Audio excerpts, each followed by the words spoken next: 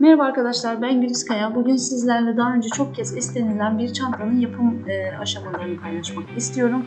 Ekranda şu an sol tarafta gördüğünüz pembe çantanın aynısını kristal boncuklardan yaptım. Ben çantayı çok beğendim. Umarım siz de beğenirsiniz. Videomu severek izlersiniz. Lafı çok uzatmadan videomuza geçebiliriz. Videomu beğenmeyi ve abone olmayı lütfen unutmayın. İyi seyirler dilerim. Evet arkadaşlar, bu boncukları kullanacağım. Bu rengi tercih ettim. Çok da güzel bir ürün çıkacağını düşünüyorum. Şu şekilde bakacak olursanız eğer boncuğumuzun büyüklüğü yaklaşık olarak 4 mm görüyorum. 4 mm büyüklüğünde bir boncuk. Daha büyük bir boncuk tercih edebilirsiniz. Açıkçası 8 mm ya da 6 mm çok daha hızlı bitecektir yaptığınız zaman. Ben o büyüklükte bir boncuk bulamadığım için bunları aldım. Şöyle dizi dizi boncuklar alıyorsunuz. Genelde bu şekilde satılıyor. Kristal boncuk aldım. Gerçekten çok güzel bir rengi var. Bilmiyorum oradan ne kadar görünüyor. Bitirdikten sonra daha uygun, daha güzel görünecektir rengi. Şimdi bunları açıyorum. Burada şu an 10 dizi var. Yaklaşık olarak 25 dizi gibi bir şey harcayacağım bu çanta için. Daha fazla ihtiyaç olursa yine söylerim. Ama şimdilik elimde olan yaklaşık 25 dizi gibi bir boncuğum var. Ben 10 dizi şeklinde aldım. Şu an böyle 10'ar dizi şeklinde aldığınızda daha uygun bir fiyata geliyor. Yine her zamanki gibi Eminönü'nden aldım ben boncuklarımı. İnternetten de sipariş verebilirsiniz. Ama internette her zaman istediğiniz renk, istediğiniz büyüklük bulamıyorsunuz. Ben de bunu Eminönü'ne gitmişken aldım. Güzel olmasını umuyorum. Sadece dediğim gibi boncukları bir tık daha büyük olsaydı, yani 6 mm ya da 8 mm daha da istediğime uygun olacaktı. Bunlar biraz yapması zor oluyor gerçekten bu kadar küçük olunca. Küçük boncuk kullandığınızda yapımı biraz daha uzun sürüyor. Şu şekilde bobinler alıyorum ben. Bu bobini alalı çok oldu ve bayağı da kullandım aslında ama hala bitmedi. Yine bobin şeklinde alırsanız daha uygun fiyata gelecektir. Şimdi çok fazla çok uzun bir ip kesmeyeceğim ki elimde böyle kıvrıldığı için anlaşılması, yani yaparken anlaşılması zor olacak. O yüzden kısa bir ip alacağım. Kısa yapacağım. Sonrasında tekrar üzerine ekleyerek gideceğim. Şu şekilde yeter. Nasıl yaptığımı göstereyim arkadaşlar. Çok basit. Şimdi çantamıza ilk olarak başlıyoruz. Başlarken ne yapıyorum? 3 boncuk ipimden geçiriyorum herhangi bir tarafından. Evet, 3 boncuk geçirdim. 4. boncuğu ise 2 ipime birini sağdan geçirdim, birini de soldan geçiriyorum. İplerimin uçlarını birbirine yakın tutup şöyle çekeceğim. Ve şöyle dörtlü bir ilmek elde ettim. Dörtlü bir ilmek elde ettim. Daha sonrasında işe devam ederken şu şekilde devam ediyorum.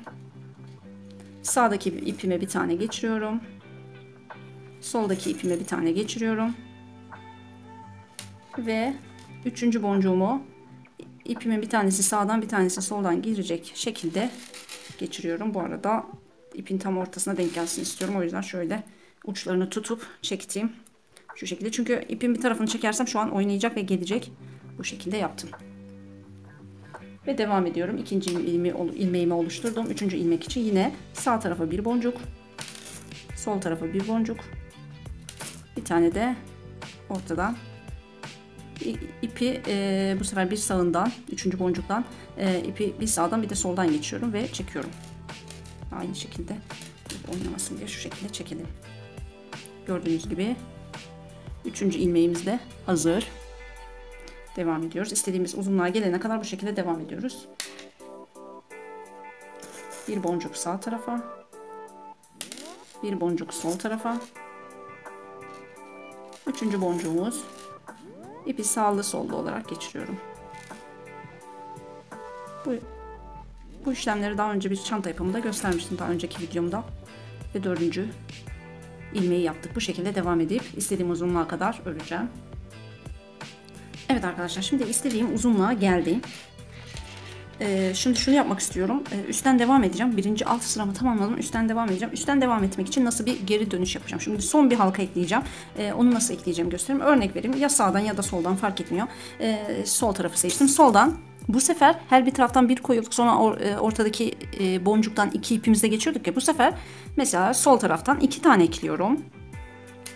3.'yü de ekliyorum. Bu 3.'yü bu sefer sağdan soldan iplerimizi geçiriyoruz. Normalde ne yapıyorduk? Bir tane sağdan bir tane soldan ekliyorduk. Ortadaki 3.'yü ikisini beraber geçiyorduk. Bu sefer ise sol taraftan 2 tane ekledim. 3. boncuğumu yine İkisini geçirdim ve şu şekilde oldu ve bu sefer bir üst sıraya geçmiş oldum. Şöyle biraz sıkılaştırdıktan sonra göstereyim. Gördüğünüz gibi üst sıraya buradan geri dönebilirim. Şimdi üst sıraya dönüyorum. Yani köşeyi yaptım. Köşeden yukarıya çıktım. Yine sol ipimden 2 tane ekliyorum. 1 2 Üçüncüyü de ekliyorum yine aynı şekilde. Ve üçüncüden diğer ipimi de geçiriyorum. Şöyle göstereyim. Çıkan sonuç şu.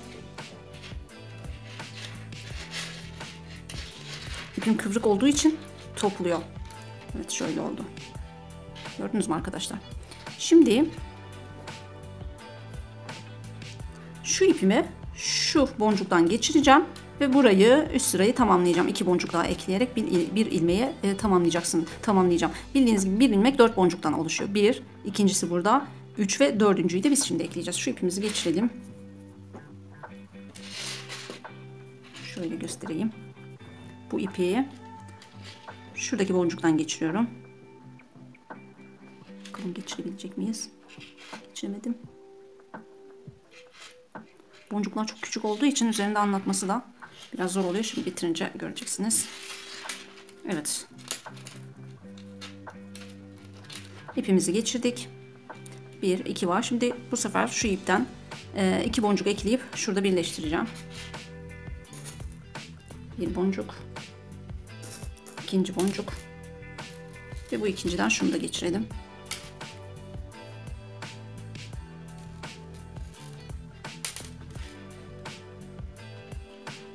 Şu şekilde oldu.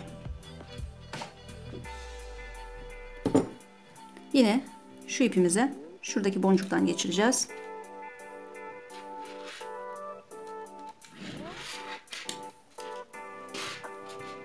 Yine aynı şeyi elde ettik az önceki gibi. Gördüğünüz gibi ipimiz şuralarda. Şimdi yine burada 2 boncuk ekleyip, şuradaki gibi 2 boncuk ekleyip şurada yine birleştireceğiz. Hemen ekleyelim. 1 2 ikinci boncuktan diğer ipimize geçiriyoruz. Ters yönlü olarak şöyle çektiğinizde yine şöyle göreceksiniz. Evet, ikinci sıramızı bu şekilde devam ederek tamamlayacağız.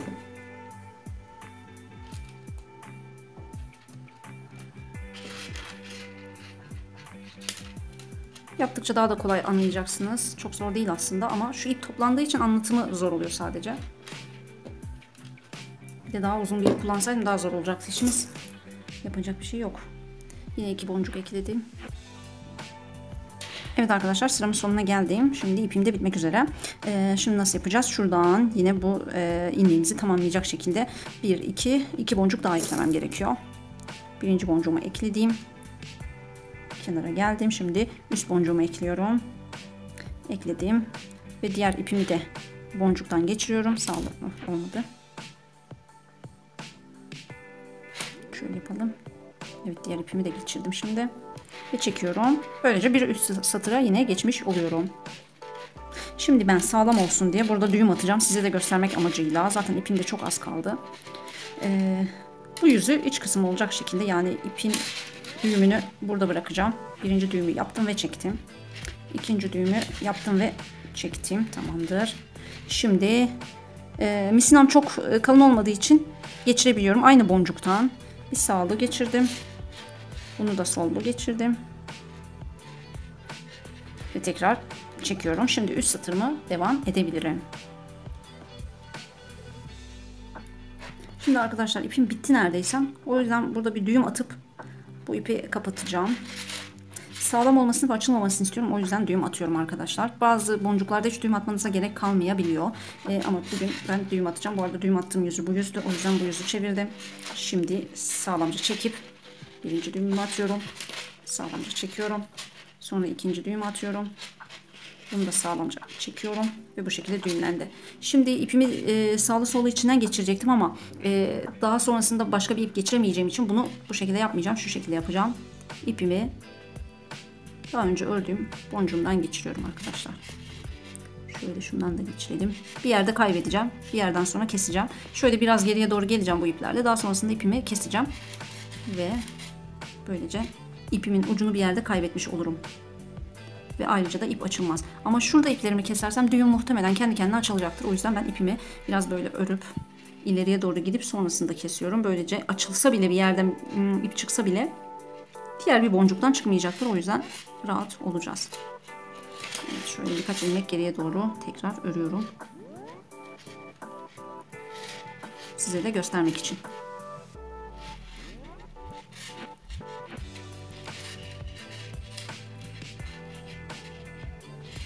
Tamam, gidelim.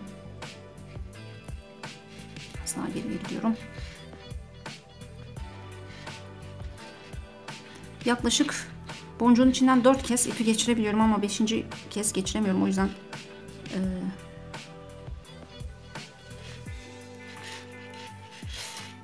yüzden geriye doğru uyguluyorum bu işlemi.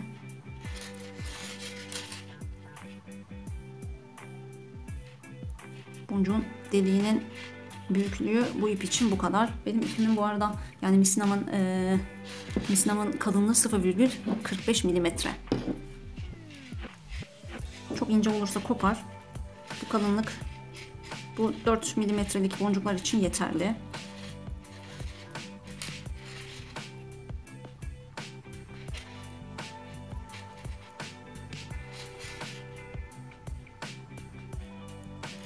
Bakalım geçebilecek mi? Tamam, şöyle geriye doğru gitti. Önemli değil. Mühim değil. Boncuklarıma geriye doğru ipimi tekrar ördüm. Ve şimdi ipimi kesiyorum sadece. Şöyle çekip kestim. Bundan sonra açılmayacaktır. Tamam mı? Bu yüzünde yine düğümlerim dediğim gibi şu şekilde devam edeceğiz. Burası dış kısmı. Şimdi yeni bir ip kesiyoruz. İpi çok uzun tutmadım. Daha uzun tutsam daha fazla sıra gidebilirdim ama çok uzun tutmak istemedim. Yaparken siz de anlayabilirsiniz diye. Çünkü gerçekten görüntü çok bozuyor. İp toplandığı için anlaşılmıyor. O yüzden öyle olmasın diye biraz kısa tuttum. Şimdi ne yapıyorum? Şuradan geçiriyorum. Şu boncuktan ve şu boncuktan geçireceğim. Az önceki konumumuza geri döneceğiz böylece. Evet. Gördüğünüz gibi bu şekilde oldu. Yine yukarıdaki misinam, yani şu misinamda 2 tane boncuk ekleyeceğim. Sıraya devam ediyorum. 1. Bu şekilde, bu yöntemle istediğiniz sırayı, mesela şu genişliği ben böyle kendim ayarladım. Bu genişliği yaptım. Bu genişliğin uygun olacağını tahmin ettim ve ona göre ayarladım. Ama yetmezse şuraya yine tekrar bir sıra aynı şekilde bu şekilde ekleyebilirim. O yüzden bu da işimi çok kolaylaştırıyor. Yani bir çantanızın bir yerdeki genişliği uygun olmadı mı büyütme yapabiliyorsunuz. İstediğiniz yerden bu şekilde misina ekleyip devam edebilirsiniz. Şimdi şurada bir düğüm yaptım diye yaptım. Kendi kendine dolandı. Şöyle ipimin tam ortasına gelip gelmediğini bir kontrol etmek istiyorum. İpimi şöyle uçlarını birbirine eşit tutup şöyle geldiğim zaman tamam, tam ortadaymış. Peki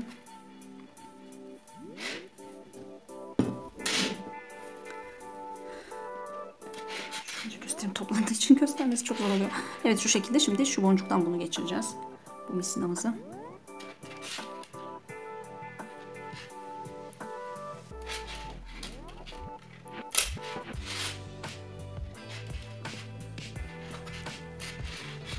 Evet, bu şekilde oldu.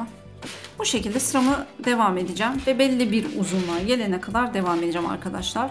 Sonrasını size tekrar göstereyim. Evet arkadaşlar, şu büyüklüğe getirdik. Şimdi size ölçülerini söyleyeyim. Bunu göz kararı tamamen karar verdim.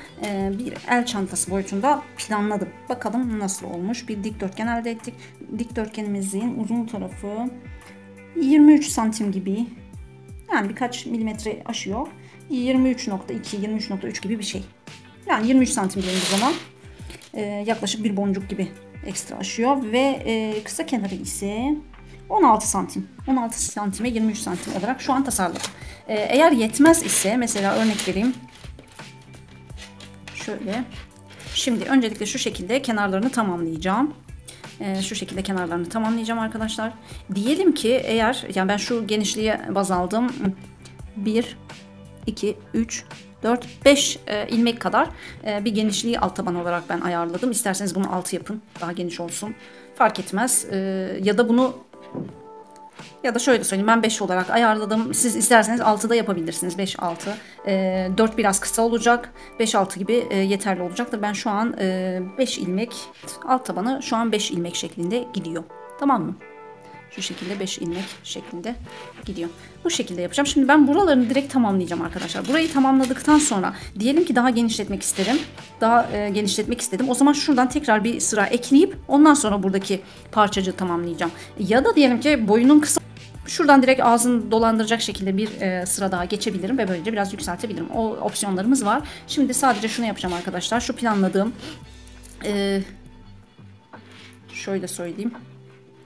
Şu planladığım duruma göre şimdi şu kısmını tamamlayacağız. Onu nasıl yapacağımızı göstereyim arkadaşlar. Nasıl gösterebilirim onu da düşünüyorum. Öncelikle bir ipimizi keselim. Çok küçük boncuk kullandığım için durmuyor. Ne kadar sıkı ördüysem de gördüğünüz gibi şöyle yana hemen kayabiliyor. Ama eğer daha büyük boncuklar kullanmış olsaydım, misinam daha kalın olsaydı daha düzgün duracaktı. Böylece bu sorunu yaşamayabilirdim. Daha rahat gösterebilirdim. Şimdi alt tarafı bitirdim. İkinci tarafını yapacağım. Onu da şu şekilde yapacağım. Belki bu şekilde tutarsam daha iyi görebilirsiniz diye düşünüyorum. Umarım daha anlaşılır olur. Şimdi şu çizgi benim köşe çizgim. Şu şekilde göstereyim öncelikle başta. Evet, şurası köşesi. Daha anlaşılır belki olur diye göstermeye çalışacağım. Aslında çok basit, anlamışsınızdır muhtemelen de. Karmaşık görünmüş olabilir. Şöyle geçirdim. Burası köşesi tam olarak. Şimdi ortasına şunu koyayım. Şöyle devam etmeye çalışayım. Evet. Altta kaldı ipimiz. Şu şekilde ikisinden geçirdim. Şimdi şu sıra üzerinde ilmeklerimi oluşturacağım. Buradan 2 boncuk geçiriyorum. 1 ve ikinci boncuktan diğer ipimi de ters yönde geçiriyorum.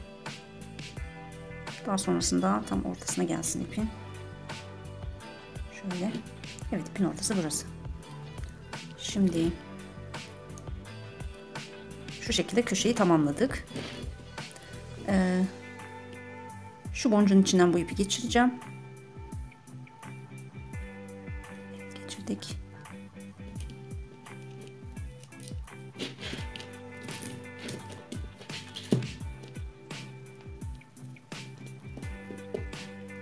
Geçirdik, görüyorsunuz. Şimdi şu şekilde buradan 2 boncuk tekrar. 1 ikinci boncuk ve ters yönden de ipimi geçiriyorum. Geliyorum, şöyle oluyor. Koyayım mı koymayayım mı bilemedim. Yerleştirince daha mı iyi görünüyor? Umarım görünüyordur. Şu şekilde oldu. Şimdi yine bu ipimi şuradan geçireceğim. İkinci boncuktan da geçiyor. Tekrar şey yapayım. Gördüğünüz gibi. Sonra tekrar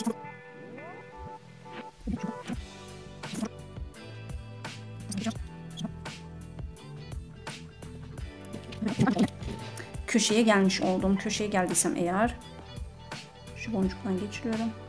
Çünkü burası tam köşe noktası. Bu arada ışığımı yapmayı unutmuşum. Belki bu şekilde daha iyi olur. Çok pardon, ışığı unuttuğum için. Evet. Burada 3 boncuğumuz var. 4. boncuğu tamamlıyoruz. Ve şöyle oluyor. Ben burada bir düğüm atacağım. Hepsini sıkıp bir düğüm atacağım. Düğümü şurada gösterebilirim. O kadar zor oluyor ki durmuyor yerimde.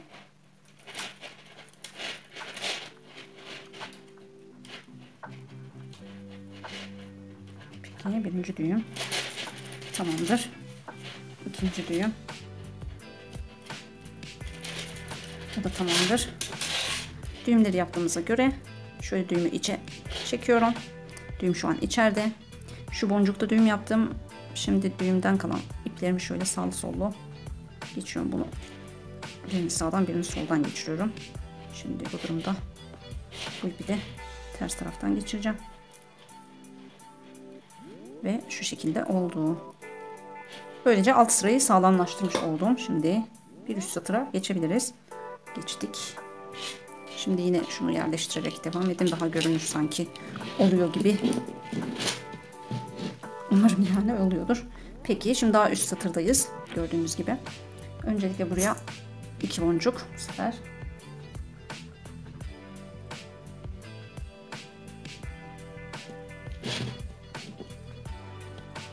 Ve ikinci boncuktan ters yönde ikinci ipimi geçiriyorum.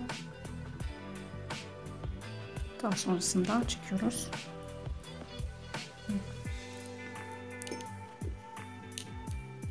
Çektiğimizde görüyorsunuz şu şekilde oluyor. Daha sonrasında şu ipimi şu boncuktan geçireceğim. Yani şu boncuktan. Ve bu şekilde oluyor.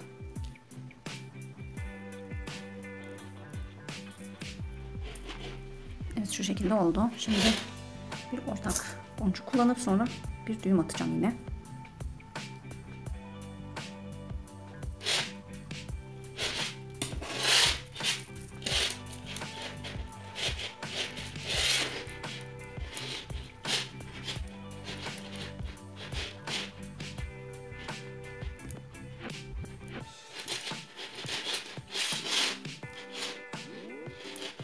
Bu şekilde son ağız noktasına gelene kadar devam ediyorum arkadaşlar.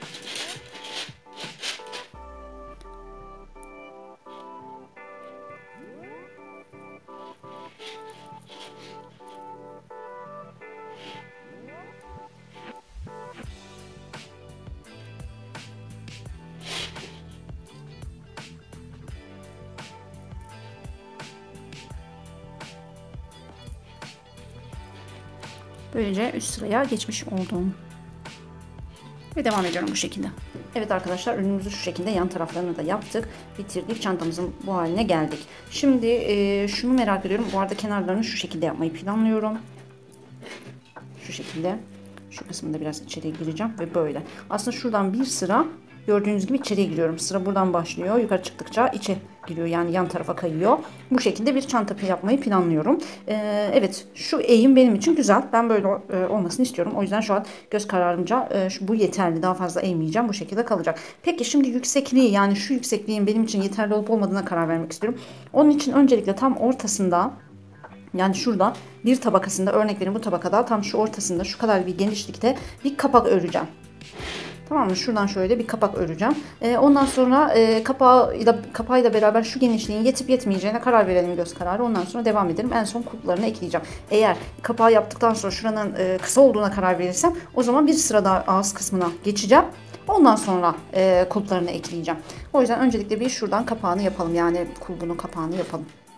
Evet arkadaşlar gördüğünüz gibi bir kenarına kulbunu tamamladım. Tam ortaya denk gelecek şekilde şu şekilde bir kapak ekledim. Hemen santim olarak da size söyleyeyim. Ben bu çanta için 6,5 santimlik bir kapak genişliği ayarladım. Ondan sonra kapandıktan sonraki yani şu uzunluğunu ise şu şekilde karar verebilirsiniz. Kapattıktan sonraki duruşuna bakın. Ona göre karar vereyim. Şu şekilde gayet iyi. Daha uzun olmasın, daha kısa olmasın. Şu şekilde iyidir çanta. Bu şekilde bırakacağım arkadaşlar. Bu şekilde gayet iyi. Peki o zaman kapağımız tamam. Şimdi kulplarını takacağım. Kulpları takmadan önce şunu yapacağım arkadaşlar. Şimdi şu kısmının birbirine bağımsız olmasını istiyorum. Açtığım zaman şuradaki aralığı kullanabileyim. Ağzı daha geniş olsun diye. Şuradaki boncukları buraya monte etmeyeceğim. Burası böylece açık kalacak. Ama şurayı birbirine monte etmek istiyorum. Şuradaki boncukları birbirine monte edeceğim ve böylece şu kısım ayrılmasın. Yani böylece çantanın formu bozulmasın diye. Bunun için ne yapacağız? Hemen tam bir ayarlamamızı yapalım. Evet. Normalde şu şekilde istiyoruz. Evet gördüğünüz gibi şuradaki bir sırayı içeriye yani bu yüze kaydırdım. Burada da aynı şekilde şuradaki sırayı buraya kaydırdık. O zaman şunları birbirine misine geçirerek ayarlayabilirim. Yapalım şimdi. Mesela biraz uzun tutayım. Birisine kesiyorum. Hemen çeviriyorum. Şimdi doğru şekilde gidiyor muyum? Bakayım. Evet tamam içe giriyor. O zaman tam şu ikisini birbirine bağlayabilirim. Bunun için şöyle bir yöntem kullanacağım. Şu boncuktan misnamı geçireyim öncelikle. Tabii misnamız dışarı çıkmıyor. İçeri kaçıyor. Bu şekilde çıktı. Buna bir tane boncuk geçireceğim. Bir boncuk geçirdim. Sonrasında hemen şu boncuktan geçiriyorum misinamı. Ve şu şekilde oluyor arkadaşlar. Şimdi göstereceğim size.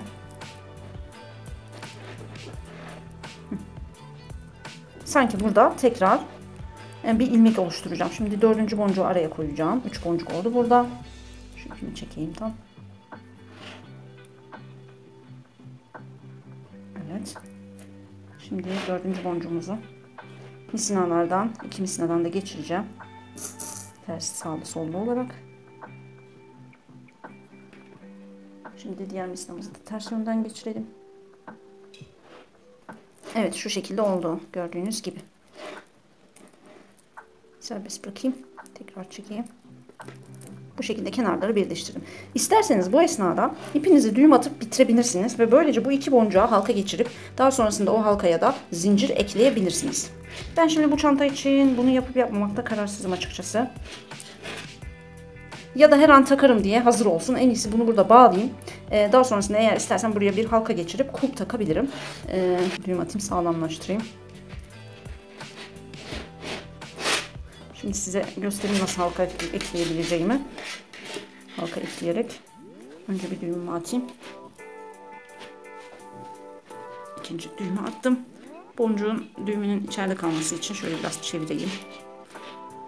Elimle halletmeye çalışıyorum. Evet. Şu an düğümüm içeride kaldı. Ve evet, gördüğünüz gibi bu şekilde oldu. Hemen bir halka geçirip size göstereyim. Evet, şöyle halkalarım var elimde ve zincir takılı veya siz zincir alıp takabilirsiniz. Şunlar şu şekilde açılıyor. Bunların açılmayanları da var. İstediğiniz çeşidini seçebilirsiniz. Tabii bu açılan bunun için önemli. Çünkü açılmayan bir ürün olsaydı buradan geçiremeyecektim. Onu yapmadan önce o zaman takmam gerekirdi. Bu şekilde oluyor. Ve böylece isterseniz eğer bu çantayı böyle halka takarak da kullanabilirsiniz. Peki şimdilik halkamızı sökeyim. Daha sonra eğer istersen bunu bu şekilde bırakacağım. Daha sonra istersem eğer halkayı takabilirim. Evet, bunu anlatabildim şimdi.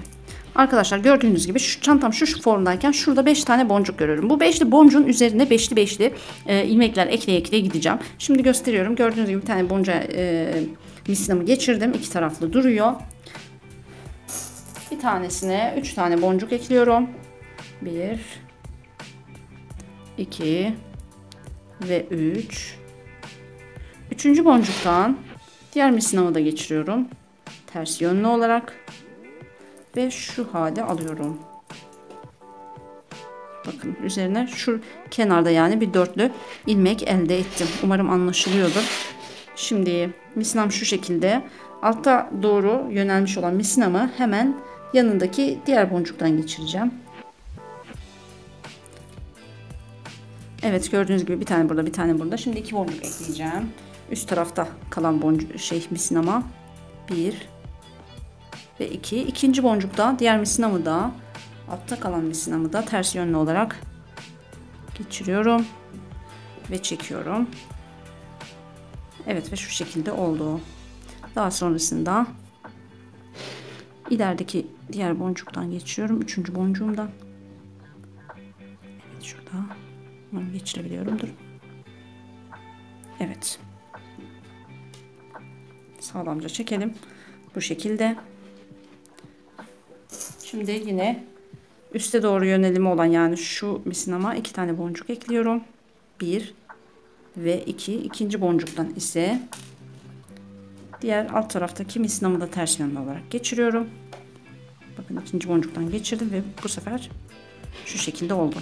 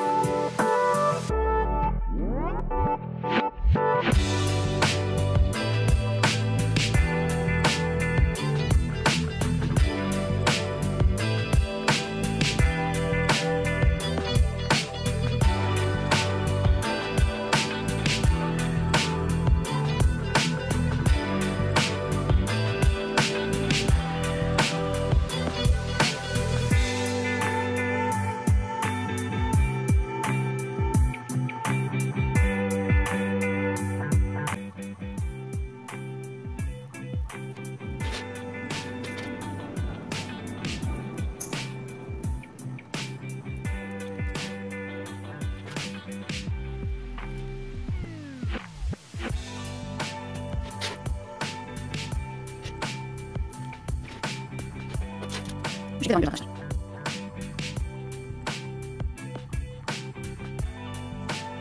Evet, gördüğünüz gibi çok tatlış bir gece çantası elde ettik. Abiye çanta olarak kullanabilirsiniz. Kristal boncuklara gerçekten bayılıyorum. Çok güzel duruyorlar. Bu çanta modeli kesinlikle çok sevimli ve şık duruyor. Siz de bunu abiye olarak veya gece çantası olarak kullanabilirsiniz arkadaşlar. Eğer isterseniz daha önce gösterdiğim gibi halkalar kullanarak uzun zincir kulplar takarak daha günlük kullanıma da uygun hale getirebilirsiniz. Gerçekten çok sevimli ve çok şık duruyor. Daha ufak modellerini yapabilirsiniz. Aynı çantanın daha ufak boyunu yapabilirsiniz. Çok sevimli duruyor günlük kullanımda. Umarım video sizin için eğlenceli olmuştur, sizin için yararlı olmuştur. Yeni bir videoda görüşünceye dek kendinize iyi bakın. Hoşça kalın.